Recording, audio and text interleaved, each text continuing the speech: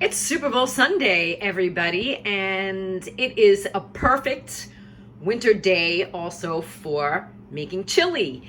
And I'm going to once again utilize a recipe from my favorite chef, Emeril Lagasse, and this is going to be turkey chili. You see the ingredients here, and I will put a link to the recipe in the description if you'd like to try it as well.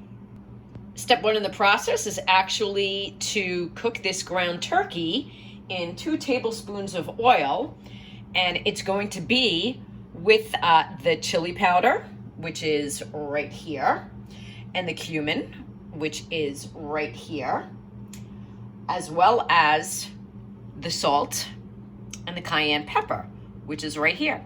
So I have it on medium heat. The ground turkey is in, and I'm going to be breaking it up and mixing it, and it is with the 2 tablespoons of chili powder, sprinkling this on,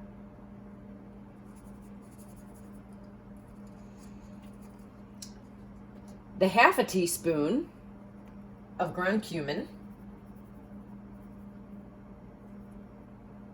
and if I failed to mention, the turkey is in 2 tablespoons of olive oil. Okay, then we have 2 teaspoons of salt with 1/4 teaspoon of cayenne pepper right in here.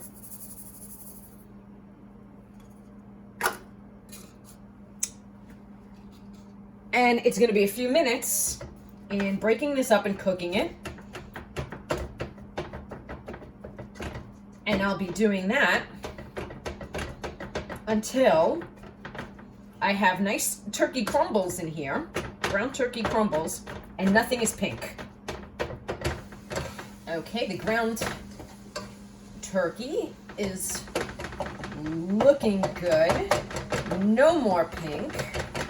It's probably been about 5 minutes. And so now it's time to put in the onions, bell pepper, and celery. And so the recipe calls for a cup of onions, and then 1/2 cup of the bell pepper and 1/2 cup of the celery. But I like my vegetables, so I just put in a cup of each. All right, and we're going to stir this around. This is going to cook for a couple of minutes until this trilogy over here gets soft. Okay, it's been a few minutes, and our trilogy has softened, so it's time now to add the tomatoes. And I may have to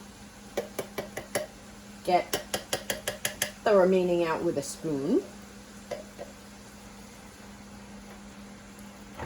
The recipe also calls for about 2 teaspoons, I believe it's teaspoons of chopped cilantro. I didn't have cilantro on hand, but I had some parsley. It'll change the flavor profile a little bit, but I like parsley, so it's not going to be a problem for me to use parsley. And then the garlic and the jalapeno.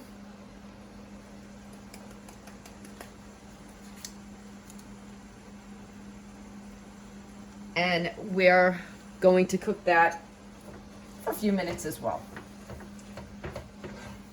I'm going to stir this around, and in a few minutes we're going to be ready to add the chicken stock. It's been about another 3 minutes, and I think we're ready for all of the final ingredients, which are the beans. So the recipe calls for a can of white and a can of black. I have the black. I didn't have the white, so I'm just going to use kidney beans. And again, Emma will be the first one to tell you that you can substitute. You're not going to hurt his feelings. Use what you have, use what you like. So I have black beans and kidney beans that I'm mixing in, along with the chicken stock.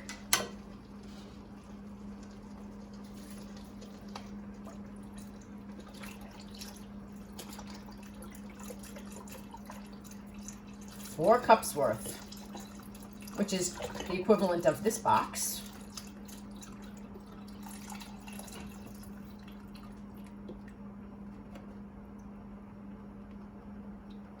That's simple, folks.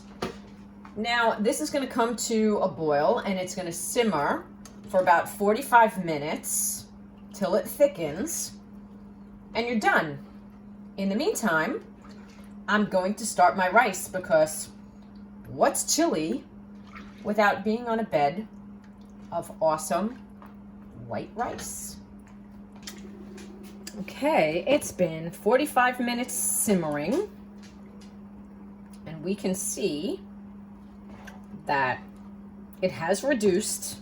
I think I'm going to let it reduce a little bit more, but for all intents and purposes, this is ready. I already taste tested it. It is fabulous. And the white rice is also done. We're ready for the Super Bowl. I don't know who you're picking, whether it's the Eagles or the Chiefs. I don't have any skin in the game because I'm a Bucks girl, and we didn't make it to the Super Bowl this year. Tom Brady, I will miss you. Anyway, last step will be John will taste test just before the game starts. The moment of truth. So you got a little white rice, got a little chili on top, and you can't have chili without some melted Mexican cheese blend on top. Yes, it is. So let me know what you think. I have the best job in the world. I get to test some amazing cooking. Let's see how it is. A little hot. We're ready for the Super Bowl? Yeah. All right, Chiefs or Eagles? Chiefs. All right, hope we don't disappoint any of our Eagles friends out there. We'll soon find out. Bye all. Bye-bye.